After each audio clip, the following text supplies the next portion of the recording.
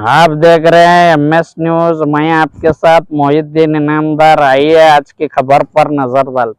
ತಾವು ಒಂದು ನಮ್ಮ ಹಳೆಯ ಉಪಿಯನ್ನು ಮತ್ತೆ ಕಾರ್ಯಚಾಲನೆ ಮಾಡಿದ್ದಕ್ಕೆ ನಾನು ನಮ್ಮ ಇಲಾಖೆ ಪರವಾಗಿ ಹಾಗೂ ನನ್ನ ವೈಯಕ್ತಿಕವಾದ ನಮಗೆ ಹೃತ್ಪೂರ್ವಕ ವಂದನೆಗಳನ್ನು ಸಲ್ಲಿಸ್ತೇನೆ. ಮೊದಲು ಯಾಕಂದ್ರೆ ಪೊಲೀಸ್ ಕೆಲಸ ಬರೀ ಪೊಲೀಸ್ ಅಧಿಕಾರಿಗಳು ಮತ್ತು ಸಿಬ್ಬಂದಿರು ಮಾಡೋದಲ್ಲ, ಸಾರ್ವಜನಿಕರ ಸಹಕಾರ ಬಹಳ ಮುಖ್ಯ. ಆ ಒಂದು ಕಾರ್ಯವನ್ನು ತಾವು ಇವತ್ತು ಮಾಡಿದಿರಿ, ನಾನು ಇದನ್ನು ಶ್ಲಾಘಿಸ್ತೇನೆ. ಈಗ ನಾವು ಪ್ರತಿನಿತ್ಯ ನಮ್ಮ ಕರ್ತವ್ಯದಲ್ಲಿ ಬ್ಯುಸಿ ಇರ್ತೇವೆ.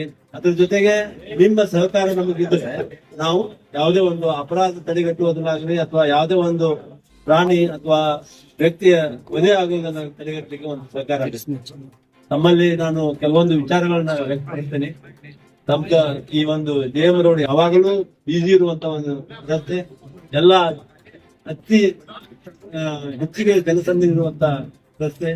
ತಾವೆಲ್ಲ ತಮ್ಮ ಮಕ್ಕಳಿಗೆ, ವಿದ್ಯಾರ್ಥಿಗಳಿಗೆ ಕಾನೂನಿನ ಅರಿವು ಮೂಡಿಸಬೇಕು, ಕಾನೂನಿನ ಬಗ್ಗೆ ತಿಳುವಳಿಕೆ ಕೊಡಬೇಕು, ಯಾವ್ದು ಒಳ್ಳೇದು ಯಾವ್ದು ಕೆಟ್ಟದ್ದು ಅನ್ನೋದನ್ನ ತಿಳಿಸ್ಕೊಡ್ಬೇಕು, ಕಾನೂನನ್ನು ಗೌರವಿಸಬೇಕು ಅನ್ನೋ ಒಂದು ಭಾವನೆ ಅವರಲ್ಲಿ ಬರಬೇಕು. ಯಾಕಂದ್ರೆ ಪ್ರತಿನಿತ್ಯ ನಾವು ನೋಡ್ತಿರ್ತೇವೆ, ಇಲ್ಲಿ ನಮ್ಮ ಈ ಏರಿಯಾದಲ್ಲಿ ಬಹಳ ರೀತಿಯ ಒಂದು ವಿಚಿತ್ರವಾದ ಒಂದು ಘಟನೆಗಳಾಗಿದ್ದಾವೆ. ನಾವೆಲ್ಲ ನೋಡಿದರೆ ಒಂದ್ 2 ಕೇಸ್ ಶೂಟೌಟ್ ಆಗಿದೆ, ತಳವಾತ ಒಂದು ಓಡಿ ಇದು ಮಾಡಿದ್ದಿದೆ, ಘಟನೆಗಳಾಗಿದ್ದಾವೆ. ಅಂತವಕ್ಕೆ ನಾವು ನಮ್ಮ ಮಕ್ಕಳಿಗೆ, ನಮ್ಮ ಯುವ ಜನರಿಗೆ ನಾವು ಅಂದ್ರೆ ಈ OPಯನ್ನ ನಮ್ಮ OP ಅದ ಇಲಾಖೆ OPಯನ್ನ ನಾವು ಅದನ್ನ ದುರಸ್ತಿ ಮಾಡಿ ನಾವು ಅಲ್ಲಿ ಸಿಬ್ಬಂದಿಯನ್ನು ಹಾಕೋಬೇಕಂತೇಳಿ ಒಂದು ವ್ಯವಸ್ಥೆ ಇರ್ತದ. ಆದ್ರೆ ನೀವುಗಳೆಲ್ಲ ಇಲ್ಲಿ ಒಂದು ಅತ್ಯಂತ ಜನನಿಬಿಡವಾದಂತ ಜಾಗ ಇದು, ಇಲ್ಲಿ ಪೊಲೀಸರ ಅವಶ್ಯಕತೆ ಐತೆ ಅಂತೇಳಿ ಮುಂಚೂಣಿಯಲ್ಲಿ ನಿಂತು ನೀವ ಮುಂದಾಗಿ ಇದನ್ನ ರಿಪೇರ್ ಮಾಡಿಸಿ, ನಾವು ರಿಪೇರ್ ಮಾಡಿಸಿ ದಯವಿಟ್ಟು ಇಲ್ಲಿ ಬಂದು ಡೈಲಿ ಬಂದು ನೀವು ಇಲ್ಲಿ ಒಂದು ಕೂತು ನಮ್ಮ ಸಮಸ್ಯೆಗಳನ್ನ ಆಲಿಸ್ರಿ ಅಂತೇಳಿ ಒಂದು ಅವಕಾಶ ಮಾಡಿಕೊಟ್ಟಿದ್ರೆ ಅದಕ್ಕೆ ಮೊದಲನೇದಾಗಿ ನಿಮ್ಗೆಲ್ಲರಿಗೂ ಧನ್ಯವಾದಗಳು. ಎರಡನೇದಾಗಿ ಅಂತಂದ್ರೆ ನಾನ್ ಬಿಜಾಪುರದಲ್ಲಿ 1 ವರ್ಷ ಆಯ್ತು. ಈಗ ನಾನು ನೋಡಿದ ರಸ್ತೆಗಳ ಪೈಕಿ ಈ JM ರಸ್ತೆ ಏನಿದೆಲ್ಲ, ಇಲ್ಲಿ ಇದ್ದಷ್ಟು ಜನನಿಬಿಡತೆ ಅಂದ್ರೆ ಹೆಚ್ಚು ಜನ ಅಡ್ಡಾಡುವಂತ ರಸ್ತೆ ಬಿಜಾಪುರದಲ್ಲಿ ಯಾವುದೂ ಇಲ್ಲ. ಆದ್ರೂ ಕೂಡ ಇಲ್ಲಿ ಯಾವುದೇ ಸಮಸ್ಯೆಗಳು ಆಗ್ತಾ ಇಲ್ಲ. ಹಿಂದೆ ಯಾವ್ದೋ ಒಂದು ಸಣ್ಣ ಪುಟ್ಟ ಘಟನೆಗಳು ಆಗಿದಾವೆ ಅಥವಾ ದೊಡ್ಡ ಘಟನೆಗಳು ಆಗಿದಾವೆ. ಅದಕ್ಕೆ ಮುಖ್ಯ ಕಾರಣಗಳು ಹುಡುಕ್ತಾ ಹೋದ್ರೆ ಬೇರೆ ಬೇರೆ ಇರ್ತಾವ. ಮೊದಲೇ ನಾ ತಮ್ಮಲ್ಲಿ ವಿನಂತಿಸ್ಕೊಳ್ಳೋದು ಅಂತಂದ್ರೆ, ಈ ಹಿರಿಯರೆಲ್ಲ ಬಂದಿದ್ದೀರಿ, ಇಲ್ಲಿ ಸಮಾಜದ ಮುಖಂಡರು ಇದ್ರಿ. ಯಾವ ಸಮಾಜದಲ್ಲಿ ಯಾವ ಒಂದು ಊರಲ್ಲಿ ಹಿರಿಯರು ಒಂದು ಗಟ್ಟಿರ್ತಾರ ಅಲ್ಲಿ ಯಾವ ಸಮಸ್ಯೆಗಳು ಆಗುವುದಿಲ್ಲ. ಆ ಹಿರಿಯರು ಯಾರದೇ ಒಂದು ಪಕ್ಷಪಾತಿ ಆಗಿರೋದೆ ನಿರ್ದಾಕ್ಷಿಣ್ಯವಾಗಿ ಇವತ್ತು ತಪ್ಪಣೆನ ಅಂತ ಹೇಳುವಂತ ಛಾತಿ ಯಾರಿಗಿರ್ತದ ಅಲ್ಲಿ ಇನ್ನೂ ಯಾವ ತಪ್ಪುಗಳು ಆಗುದಿಲ್ಲ. ಅಂತ ಒಂದು ಹಿರಿಯರು ಇಲ್ಲಿದಿರ್ತಾವು. ತಮ್ಮಗಳ ಸಮಕ್ಷಮ ಸಾಕಷ್ಟು ಯುವಕರಿದಾರ ಇಲ್ಲಿ. ಈಗ ಹಿರಿಯರನ್ನು ನೋಡಿ ಯುವಕರು ಫಾಲೋ ಮಾಡ್ತಿರ್ತಾರ, ಯುವಕರನ್ನ ನೋಡಿ ಈ ಮಕ್ಕಳು ಫಾಲೋ ಮಾಡ್ತಿರ್ತಾರ.